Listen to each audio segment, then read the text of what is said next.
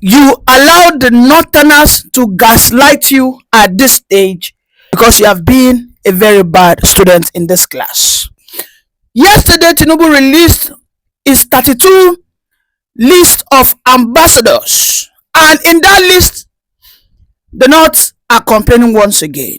They are saying that out of that 32, 25 of it are from South into the Middle Belt.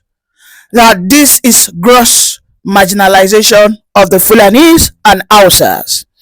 Of course, we know that the Arewa Consultative Forum was created by the Sultan of Sokoto in year 2000 to protect the interests of the Hausa Fulanis, particularly the Muslims. And ever since then, they have never let their guards down. And this is why you see that whenever a certain candidate or a certain incumbent president is there, there's always a loud voice coming from the Arewa Forum towards the president, wherein they will force him, charge him. Today, beyond amnesty, they are demanding that there needs to be a ministry that will cater for the Fulani bandits, particularly rehabilitating and alleviating them back into the economy. Listen, so if we are done with the Fulani ministry, we should now have Yahoo Boys ministry. Because I don't get it. Who or how on earth did we find ourselves in this situation? Like, seriously, wherein the Fulanis are always the ones pointing out the conditions if we truly want the peace to reign. At this stage, it seems like they have the monopoly of violence. And I must confess that I think they are right. Because if you take a look at what happened in Benue, particularly when Buhari was there, you know, they told the Benue people, the Middle Beltans people, that we need a grazing route. But the Benue people rejected. Then they started carrying guns. We saw it live on television. A governor from Bauchi or Borno, I think that Bauchi or Gombe, he said they have the right to carry guns because they move with their business that worth millions of naira. So therefore, they need to protect their investment. That was the justification. However, that gun, they started using it for what we call land grab and ethnic cleansing agenda and operations. Under Buhari, in so many cases, we know what the Middle Belter fell under. They were besieged. Shortly before Buhari left in 2023, the December of 2022, we know the attack that happened in Birom, in Bokos. We were all here when we saw it. You know, when that attack happened, then Tinubu came on board. You know, there was maybe just like, should I say, 2 months or 3 months silence. Then they struck again with the Yele Tower. In the Yele Tower attack, nothing less than 300. In fact, very dark man went there. He showed us the video. We saw everything. Then it dawned on us that those cattle grazers were actually going there to carry out soil tests to confirm where there is natural resources. Those people that you see as cattle herders, in most cases, have some soil testing gadgets and device, or they have been taught to identify some particular texture of soil to understand that maybe this soil could have this particular resource. They are the ones that go to carry out the reconnaissance, the surveillance of particular areas, and at night, their militias attack. But you know what? Tinubu said, okay, maybe I'm still forming one Nigeria, and then Tinubu agreed because they demanded for livestock to happen. I could remember that the tour of TV resisted. He cried. He said particularly that the Fulanis are wiping us out. He said it. His video is there. In fact, I'll play his video so that we will all remember what is going on and how intentional these people are in their agenda. And that's why I said, if you allow the North to gaslight you at this stage, you have been a terrible student, you know, as it were. It is clear the livestock ministry then, led by Professor Jega. I mean, you all remember who Professor Jega is, right? Professor Jega was that man that supervised, yes, the booting out of Jonathan, the last southern president. Jonathan, for whatever I don't understand, decided to go and nominate a Fulani man as his own INEC chairman. You see why they are so much angry at Tinubu? Because ordinarily Tinubu should have maybe appointed someone from the north. But Tinubu appointed a Yoruba man. In fact, Tinubu appointed a man that has written petitions to the international communities regarding genocidal attacks against the Christians in the Middle Belt. Yeah, you all remember that these things, well, we see these people, they sabi gaslight, but we are here to unravel them. They were the one, in fact, Nigerian Sharia Council for Islamic Affairs was even writing an open letter that Amukpitan, Professor Amukpitan Ojo, should be sacked. That is a anti-not. Because one is a Christian and secondly is a Middle Belter who does not want to kowtow or submit to the northern Fulani hegemony. So they do not want him. They, till tomorrow, you don't worry. By next year, you see they reactivate that fight against him, that Tinubu must sack him. And that's why I said Amukpitan Ojo should be protected. No matter what, it should be protected. Okay, so now going back to the issue of the livestock. When the incident of Yele Tower happened, Tinubu, out of frustration, and I mean, he said, okay, you know what, Benue people, can I have just some piece of land? Let's use it as ranching. And they gave them. I think the governor of Plateau, Caleb Moftwang, actually gave about, if I'm not mistaken, about 7 to 10 hectares of land, massive, for cattle ranching. Having given that, could you still believe that Professor Jega came out just recently that we want to reactivate nothing less than 400 grazing routes across the Middle Belt into the southern part of Nigeria? I don't understand.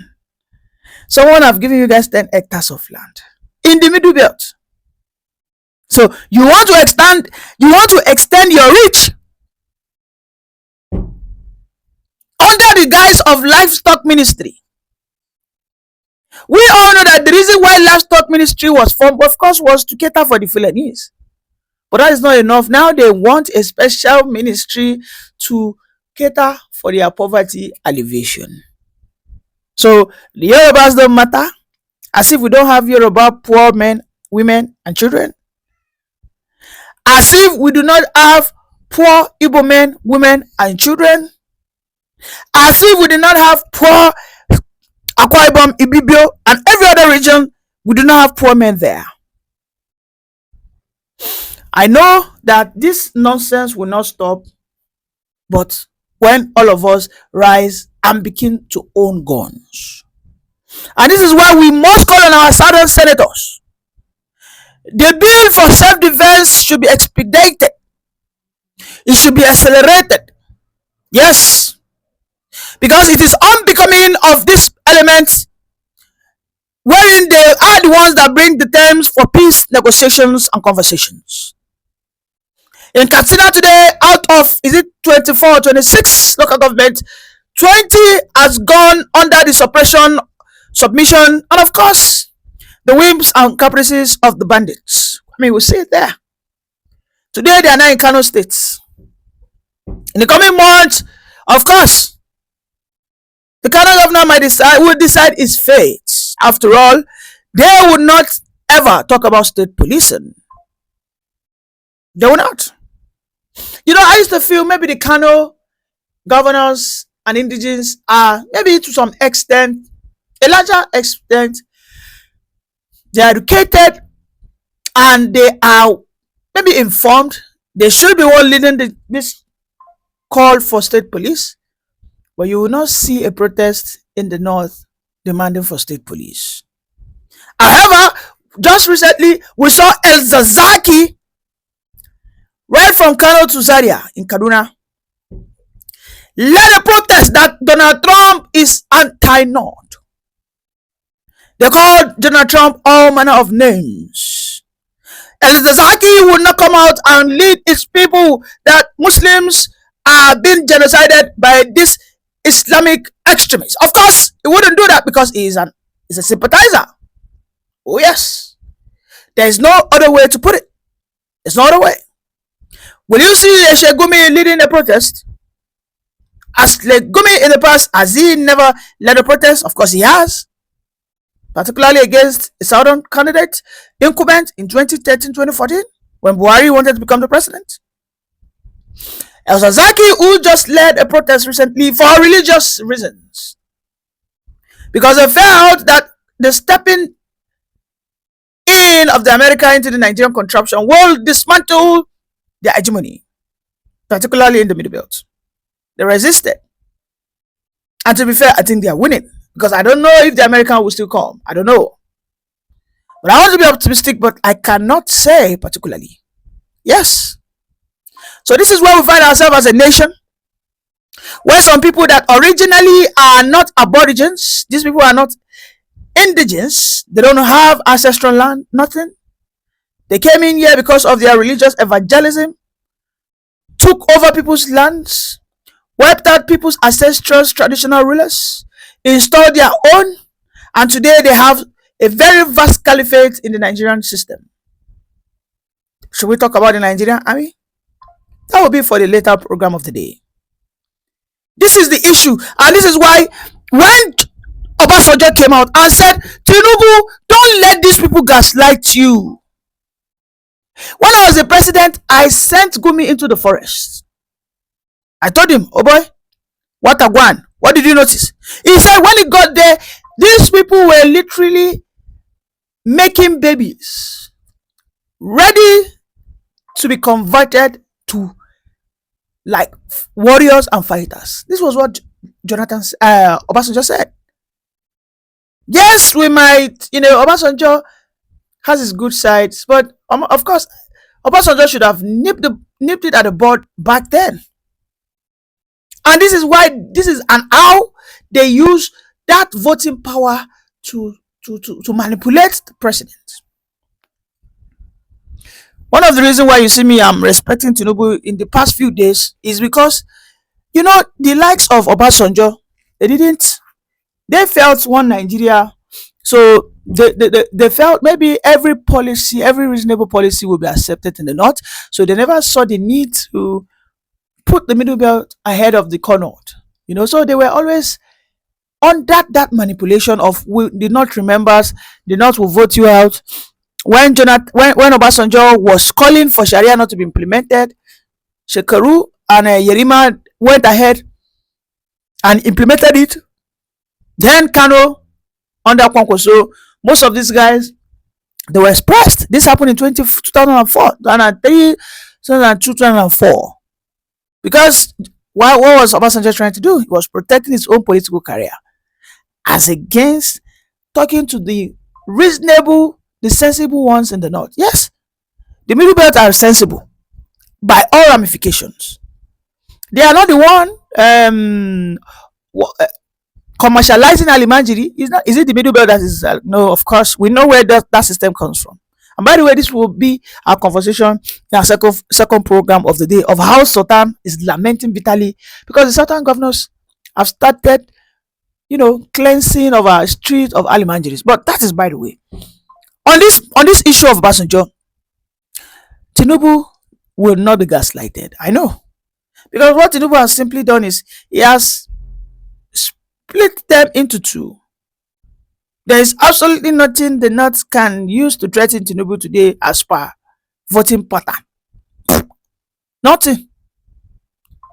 In the ambassadorial list, after the South, na middle belt get the most numbers of nominated. So wetin they talk? Go and check the ministerial list.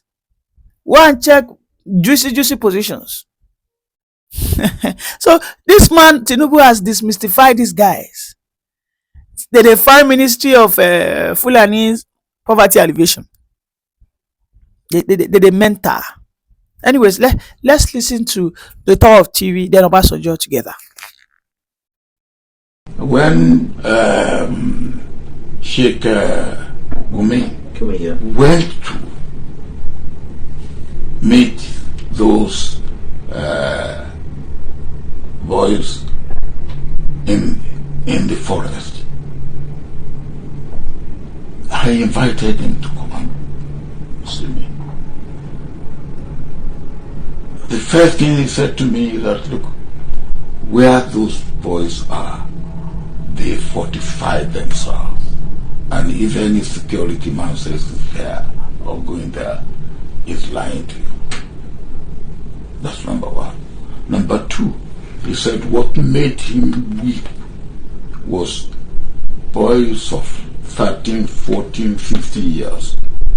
They are soaked in drug and carry on. They are wrecked. Now that should worry us. 20 million children that should be in school that are not in school. Those that have no employment, no job, and they see you in obscene affluence. What do you expect them to do?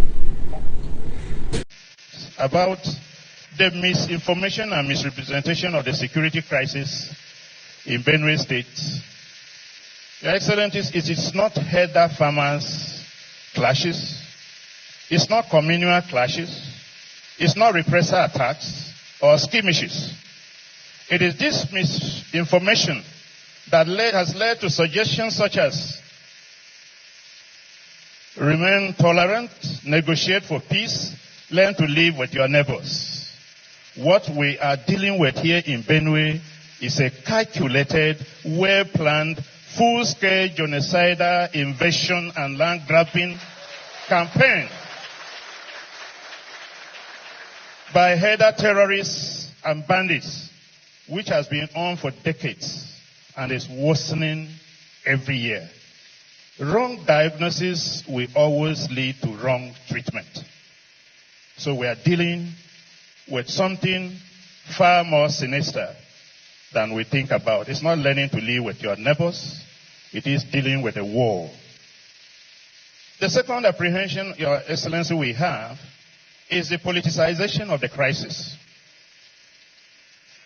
Politicians in the states are busy politicizing the crisis, passing blames instead of joining hands to address the crisis. We hear there are some politicians who will even prefer that the crisis should worsen so that it will be a basis for declaration of a state of emergency in Benue State.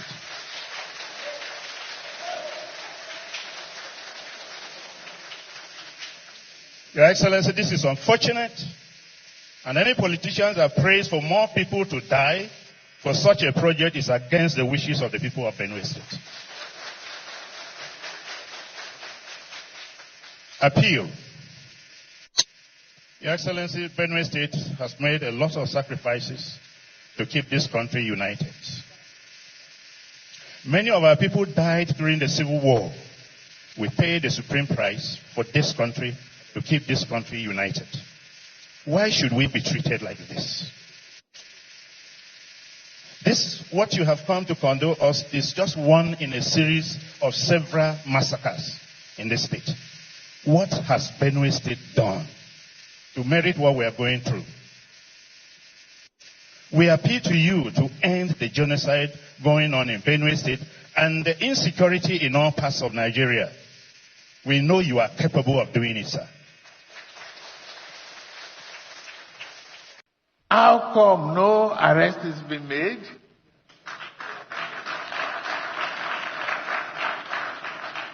I expect there should be arrests of those criminals.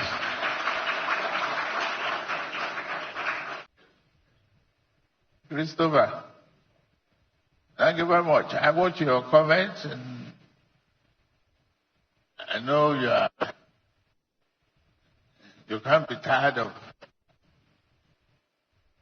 staying in the bush, and Oloyede and Basha. Thank all of you. But we need to keep our ears to the ground. Let's get to those criminals. Let's get them out.